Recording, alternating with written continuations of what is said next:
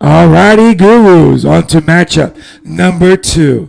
Matchup number 2 features Alex and Dustin. It's going to be a great matchup. But before I get into the matchup, I got to announce 2 announcements on this matchup, okay? Announcement number 1. The Shit Stick Award goes to Dustin. The Shit Stick Award is something that I'm doing this year. It goes to the worst place player or fantasy owner of the week. Usually it's a team that is usually not shitty, but shit the bed this week, or just a team that just shit the bed this week on a normal basis. But Dustin is not usually a team that's at the bottom, but his team definitely shit the bed this week. So with that, he wins the Shit Stick Award. So congrats, Dustin. Try not to get it again. The other announcement is Alex, being a Giants fan. I told you that with the Giants fans matchups this week, I will be doing the honors and giving you guys the remaining schedule of the Giants team this year, so that way you guys have an equal opportunity to try to stream a defense against their offense. Okay, so I'm helping you guys out because we all know that their offense is completely atrocious and just absolutely terrible. It could be historically the worst offense in NFL history. So I want to give everybody the opportunity to stream. Week 3, Cleveland plays them. Week 4, Dallas. Week 5 is Seattle. Week 6, Cincinnati. Week 7, Philly.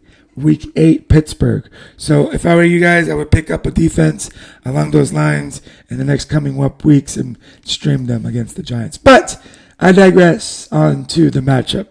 So, I mean, Alex's team is not bad, right? Alex's team is decent. It has a good wide receiving room. I mean, could be in competition with Joel and Chris with the best wide receiving room in this league. I think that Jettas and Rashid Rice, especially Rashid Rice is going to be used tremendously over there in Kansas City, as we've seen in week 1, and Jettas is fucking Jettas. I mean, he's the best receiver in the league. So I think that with those 2 starting, Alex always has a place to compete in a weekly basis. So Hurts though is a question mark for me. Are we going to get vintage Hurts, or being that Philly going to a running game is going to kind of digress Hurts' progression? I don't know if that's going to be a thing. The guy's a baller. I think he's a good quarterback. I think he can be elite. He has elite weapons around him. He can be a really, really good top 10, top 5 possible fantasy quarterback. I just don't know if he's capable of doing that on a weekly basis. So he kind of worries me. My question marks too that Alex has is Wan'Dale Robinson. I love the athlete. I love the player. He plays for the fucking Giants though. I don't know. So I don't know. Kelsey, listen, I get it. He's dating the most popular woman in the world right now. I get it. His podcast is fucking taking over. He's filthy rich. Football is probably not on his mind anymore, guys. Football is probably not a top priority anymore at his age and in his time of his life. I don't know if we're going to see vintage Kelsey anymore. Does he drop out the top 3, top 5 in tight ends? I don't know. I just think that he is not the same.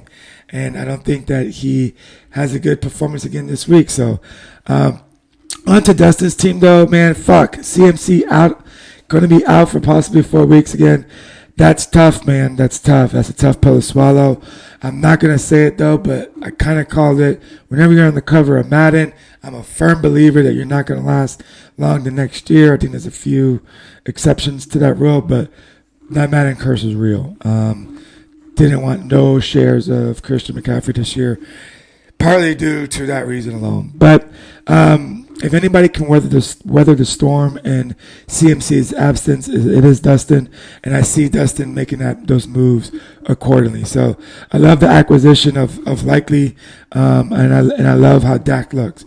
Dak looks like an MVP player, and he's obviously got paid like one. So he is definitely going to be something to mess with. I don't think that Eli Manning is a Hall of Famer. I definitely don't think he's a first ballot Hall of Famer. Just want to mention that and throw that out there this week as well. But I definitely think that it's going to be a close game. I think that it kind of goes down to the wire. I have it 129, 122.